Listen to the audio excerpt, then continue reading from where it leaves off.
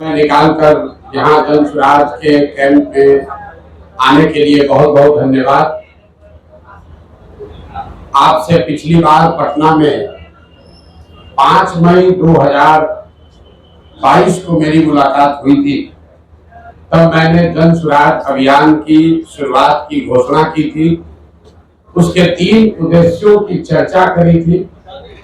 आज उसके करीब 2.5 वर्ष हो गए और उसका एक महत्वपूर्ण पड़ाव 2 अक्टूबर 2024 को पूरा होने जा रहा है। जैसा कि आप में से कुछ साथियों को याद होगा, यात्रा के 3 उद्देश्य बताए गए थे। यात्रा में हम लोगों ने कहा था, पहला उद्देश्य ये है कि बिहार के गांव-गांव जाकर लोगों को ये बताना, समझाना कि किस तरह से वो अपने और अपने बच्चों की जिंदगी को सुधार सकते हैं। दूसरा ये उद्देश्य था कि लोगों को मजबूरी में जानते बूझते हुए भी गलत व्यक्ति को,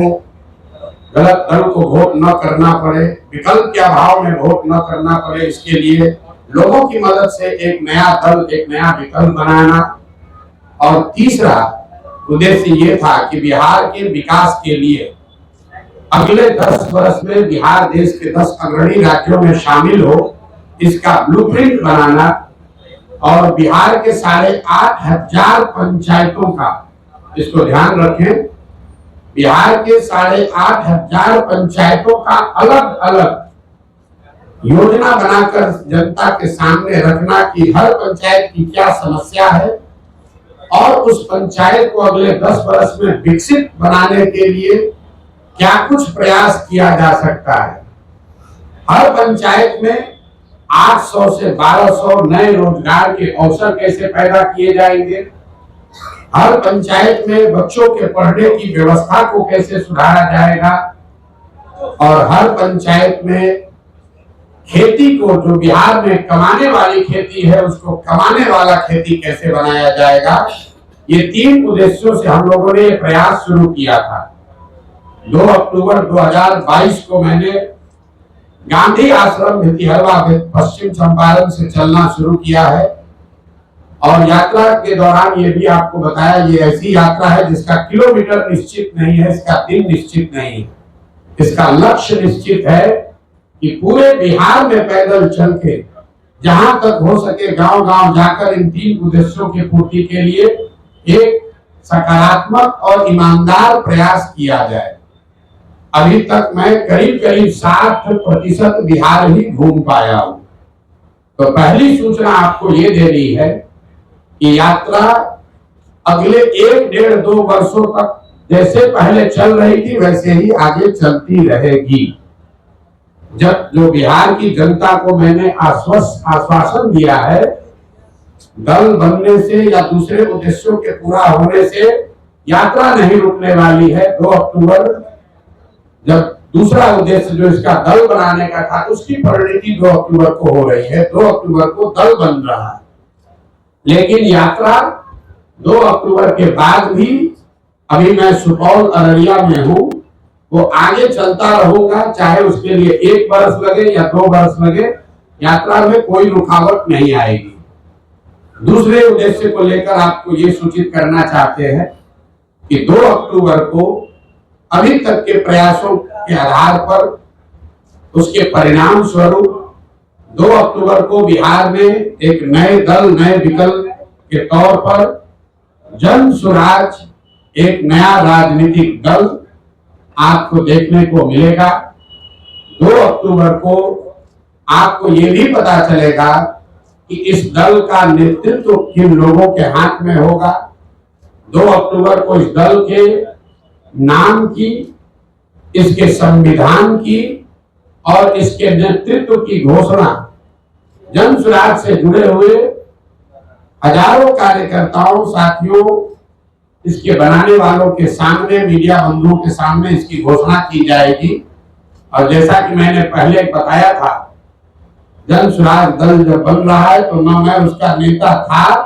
न मुझे उसका नेता बनना है। बिहार की जनता ने गांव-गांव में घूमकर जिन लोगों से हम मिले हैं, समाज को मत कर जिन लोगों को निकाला है, एक प्रयास किया है कि बिहार के सामने ऐसे लोगों का नेतृत्व दिया जाए जिसमें प्रशांत किशोर से जो आदमी बेहतर है, जिसकी काबिलियत, जिसका जज्बा, जिसका चरित्र, जिसकी ईमानदारी, जिसके अंदर बिहार को सुधारने का माता हर उस व्यक्ति में जिसमें प्रशांत किशोर से ज्यादा है, वो आपको इसके नेतृत्व में दिखेगा। तो 2 दिन और अगर आप इंतजार करेंगे तो आपको पता चलेगा कि 2 अक्टूबर को जन स्वराज की लीडरशिप काउंसिल में किन लोगों का चयन हुआ, किन लोगों को जनता ने बताया, और साथ ही पार्टी के अध्यक्ष की घोषणा भी 2 तारीख को की जाएगी। जो मैंने विकास की योजना जारी करने की बात कही है, हर पंचायत की योजना जारी करने की बात कही है, वो इसका तीसरा पड़ाव है जो फरवरी या मार्च में, उस काम को फरवरी मार्च तक पूरा कर लिया जाएगा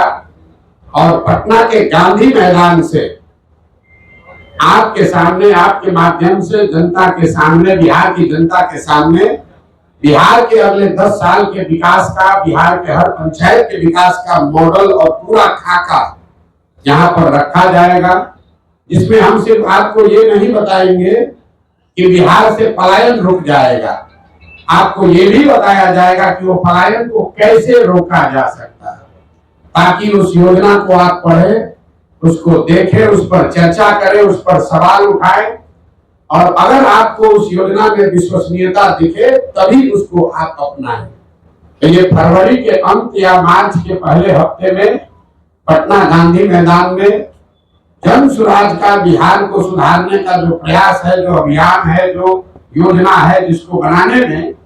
बिहार की जनता के साथ साथ गांव से जो हम लोगों ने जानकारी इकट्ठा की, उसके साथ साथ आपके जानकारी के लिए बता दूं कि देश के करीब देश विदेश में 200 से ज्यादा बड़े बड़े विशेषज्ञ, जिनमें से ज्यादातर लोगों का नाता बिहार से है,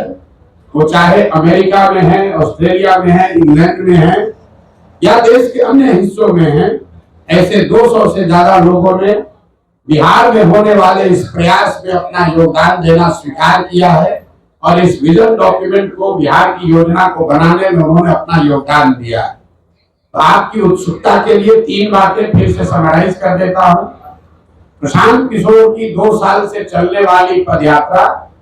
पहले की माफिक ही वापस वैसे ही चलती रहेगी। सुपौल और अररिया में मैं हूं और आगे वहां से किशनगंज जाऊंगा, उसके बाद कटिहार, फिर पूर्णिया, फिर भागलपुर, मुंगेर, जमुई होते हुए दक्षिण बिहार के इलाके को कवर किया जाएगा। दूसरी घोषणा यह है कि 2 अक्टूबर को जन स्वराज विधिवत तौर पर, औपचारिक तौर पर एक राजनीतिक दल के तौर पर उसकी घोषणा की जाएगी। 2 तारीख को दल के नेता, संविधान और नेतृत्व की भी घोषणा की जाएगी। उनसे आपको मुखातिब भी कराया जाएगा ताकि आप उनसे सवाल कर सके, उनकी पृष्ठभूमि की जांच कर सके, और अगर उसमें कोई गलती व्यक्ति आ जाए तो बिल्कुल उस पर टीका टिप्पणी भी करे और हमसे सवाल भी उठाए। और तीसरा जो मैंने आपको बताया कि जब दल बन जाएगा, 6 महीने अभी हमको और लगेंगे, तो बिहार के विकास का जितने लोग सवाल उठा रहे हैं कि प्रशांत किशोर कह रहे हैं, जन स्वराज वाले कह रहे हैं कि 1 साल में पलायन रोक देंगे, तो 1 साल में पलायन के रोकने का पूरा खाका बिहार की जनता के सामने रखा जाएगा कि उस पलायन को कैसे रोका जाएगा। अगर जन स्वराज में हम लोग कह रहे हैं कि 15 साल से कम उम्र के हर बच्चे के लिए अगले 5 से 7 वर्षों में विश्व स्तरीय शिक्षा की व्यवस्था बनाई जाएगी, बिहार को फिर से ज्ञान की भूमि के तौर पर स्थापित किया जाएगा, तो उसका पूरा योजना बनाकर आपके सामने जारी करेंगे। अभी तक मेरा जो 2 साल का पदयात्रा का अनुभव रहा है और आगे की योजना के बारे में आपके जो सवाल है, मैं आपके सामने बैठा हुआ हूं। आप स्वेच्छा से अगले 1 घंटे तक जो कुछ भी सवाल चाहे वो पूछ सकते हैं। आप सबका फिर से बहुत बहुत धन्यवाद। अब आप सवाल